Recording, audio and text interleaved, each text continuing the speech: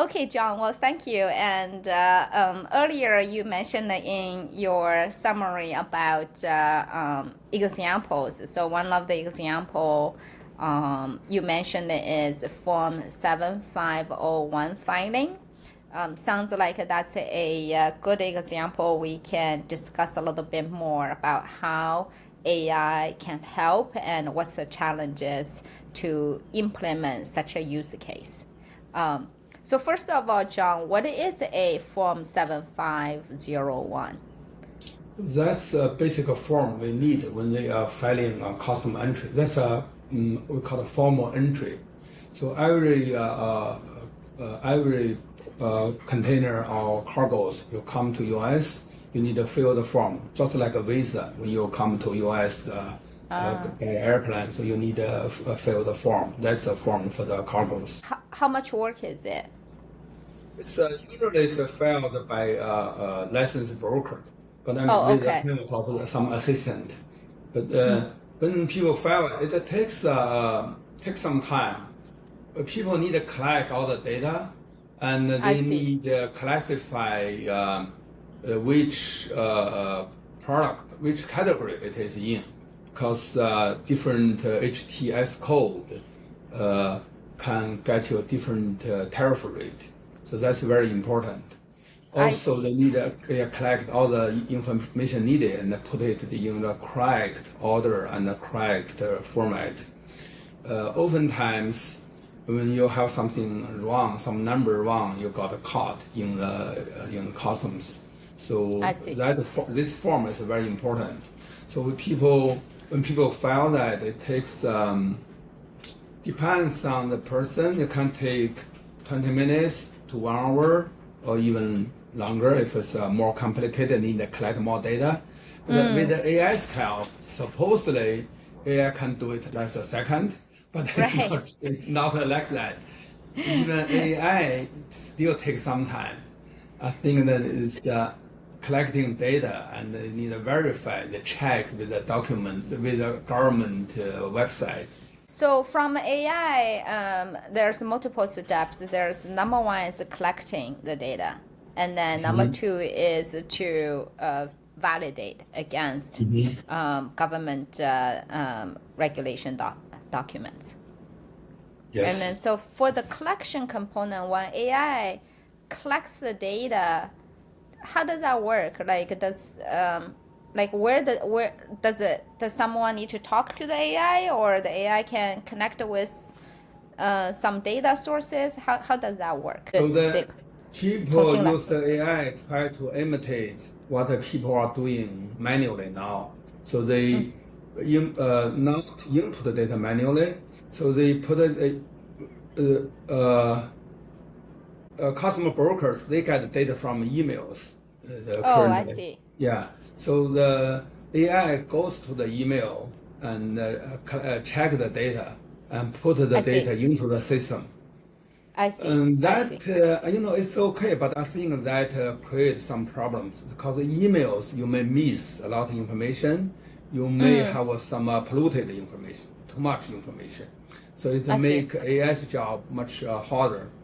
I think ideally it should be a combination of like people input in some portal or questionnaires and some data, right? So then put them together. AI put them all, get all this data and verify, put it in.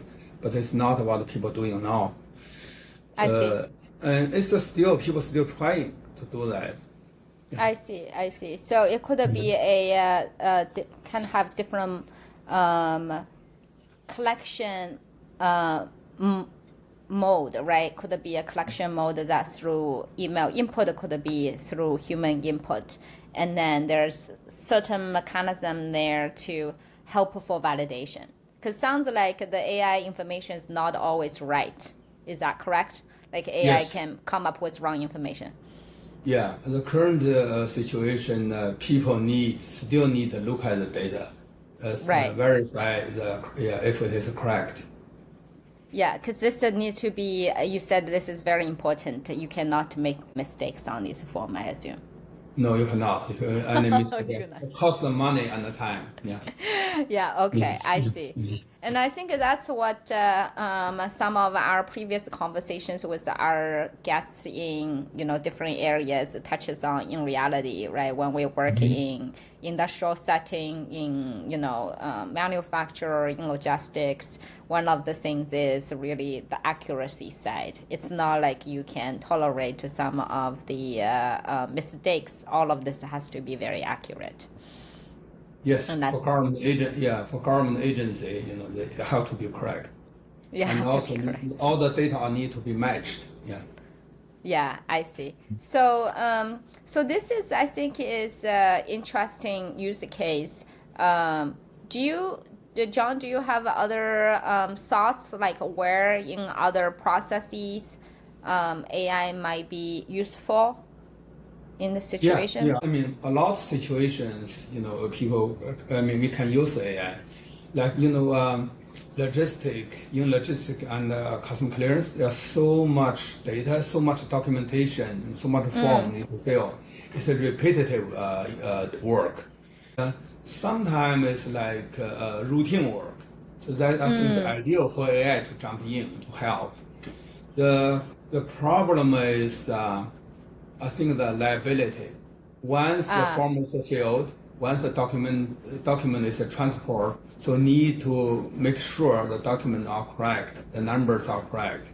Any number mismatch will cost a lot of money and cause the cargo was either delay or even be returned. so using this example as the form 7501, you're saying, John, that's just one step, but there's a lot of steps in the current process. It's repeated work or it's a lot of manual work that Yes. could be make it really more efficient with AI. Yes. Okay. Definitely. And sounded like the one of the challenge for that is so you talked about the compliance side of things, but another challenge that you're seeing is in this process, the process itself. People need to understand that, right? Like I don't even know what a 7501 form is, so people who comes in like an AI builder, they have to really understand the process to make it work. Is that correct? Yes, I think for all the industry, you need a domain knowledge. I think people start using AI should be people from the work, not from a software company. The real company working in the industry, they start the work, initiate the work, and using the AI as a mechanism to help. Yeah, not the other way. Yeah. That's great. That's great. I think this touches on another topic that how AI work is in these domain, very, very specific industries. So, John, you mentioned that people in the industry need to initiate these use cases. Now, what if they don't have the skills to make these AI tools? Do you think that the software companies has a role in that coming to work with the domain experts, or do you think that the people in the industry needs to pick up some of these skills and make it work? I think, of course, the software companies will be very important. They'll be very important to do the work, like the traditional software company, like ServiceNow, like Salesforce, or this kind of company. I think they are working on those. But Sure. they need a domain knowledge. They need to work with a domain expert to understand what the real problem is. So I think, I mean, easy way for them to is just go to the company and work with them side by side and even shadowing their work, see what they are doing, see what is their problem, what is their headache. Then they figure out. For the industry people, like if want them to use AI, it's hard because not only they don't have enough knowledge, they are kind of intimidated. They don't know what AI is. So software company need to help the industry company to let them start and then work together to get their domain knowledge out of their head and to start work. Sounds like is that for actual use cases to be really useful for logistics and then for the related areas, the use case needs to start from industry experts, right? These are the people that know day-to-day work, they have their boots on the ground. So they are the one really knows where the pain points are, and they really know where that value is going to be added. So I think the starting point sounds like what John you're saying is starting from the industry. Now the vendors or the AI providers that they can bring in certain education to that part, and then work with the industry experts side by side. It's not really independent. It's really a joint work together, multidisciplinary, right? Yes, you have to understand what they are doing, and before you can really help. Right. Okay. I think the HTS code classification can be helped by AI because nowadays people still using manual. The book can be as thick as 1 foot, and also people use some online systems. Even though they use manual and online systems, they still depend on experience. Because this kind of a vague area is not like one clear cut.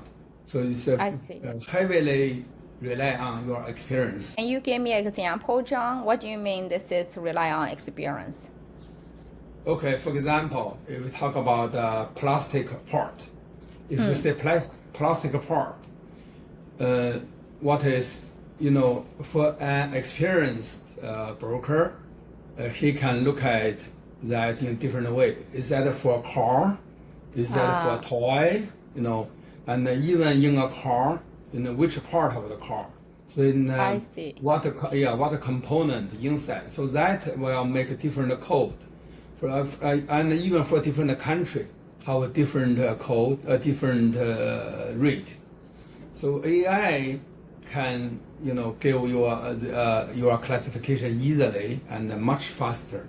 Then after AI give you this classification, you can verify, save you tons of time. Yeah. I see. So yeah, sounds like a really good use case for AI, because there's a huge amount of information that human has to go through, and then there's a lot of decisions that are based on all different kind of knowledge points, right? So AI can quickly sift through and then provide feedback. Interesting, very interesting.